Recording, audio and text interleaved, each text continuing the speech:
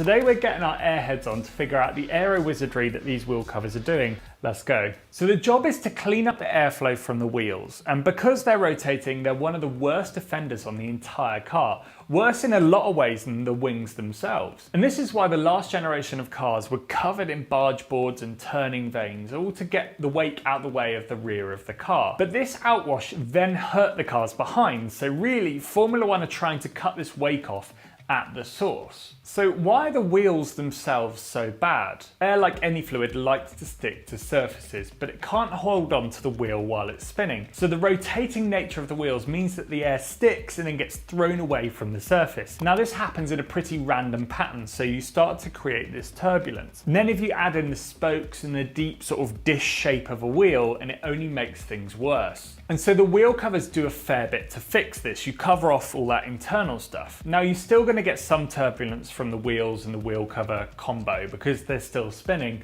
but the surface is much cleaner, so less air is being thrown about. But I'm sure, as many of you are thinking, then that would make the static covers even better than the rotating ones, reducing the surface area that's rotating and cutting back on that turbulent flow.